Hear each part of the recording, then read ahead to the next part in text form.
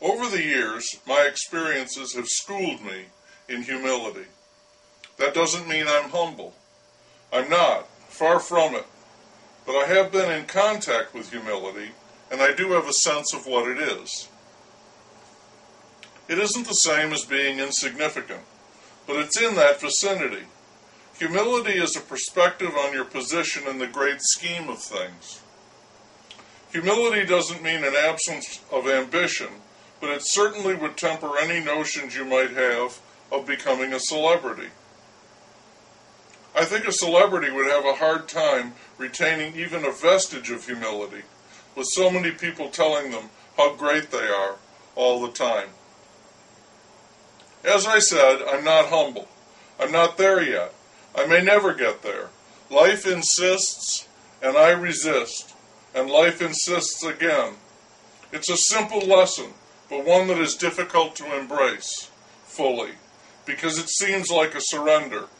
And maybe it is, but I don't think it's a defeat. It's more an acknowledgement and acceptance. It isn't easy to spot a humble person, or I should say, a person whom life has humbled, as the ocean, in its thrashing, rounds out a pebble on the beach. Humility is quiet and lives inside, so it's not readily evident. In fact, if you do see someone acting humble, chances are it's nothing but an act and total bullshit. Humility is a necessary component in a fully developed individual. A person without humility is like a car without brakes. People who lack humility scare the hell out of me. It's like they have no idea of all the wrong they might do. They're not innocent. They're proud. They're people who think they are in charge, who think they are running things, who imagine themselves to be leaders and sometimes wind up being leaders. They bother me. They're the ones who are gung-ho to develop atomic energy and want to explore in the playground of genetic engineering. If you urge caution to them, you come across as a person who is afraid of the future, who is standing in the way of progress, who is haunted by the story of Pandora's box. Don't worry, these people will tell you. We're in charge. We have things completely under control. Safety precautions are firmly in place. Anyone who has ever seen a sci-fi B-movie knows that when you hear that line, it's time to head for the exits. Too late. The scary thing is already here.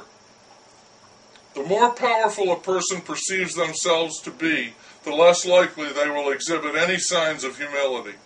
Exhibit A for many people now would be Adolf Schicklgruber. He was jailed for being a gadfly and acting like a nut, and while he was in prison, he completely vindicated and reinvented himself as Adolf Hitler, and people accepted that man, supported him, needed him, glorified him, and by that time, humility had left the nation, and you know where that led. Admittedly, an extreme example, but losing your humility doesn't convert you into a superhero. It's more like a monster. Sooner or later, like that pebble on the beach, we all get humbled if we live long enough. The absolutely pure and simple course of life is one long clinic in humility. Whether it has an effect varies with each person. Some take the lesson to heart. Others are offended by it and fight it tooth and nail for as long and as hard as they can. The Irish had a legendary figure, Cuchulainn, and in one of his famous exploits, he battled the sea by standing in the waves and slashing at them with his sword. I used to think he was touched by a bit of Gaelic madness, as legendary Irish figures might tend to be, or possibly had issues with the missus and was taking out his frustrations on the sea. I see it a little differently now. A bit more forcefully than I, he was resisting the central lesson of life. So the line blurs, doesn't it, between the hero and the fool.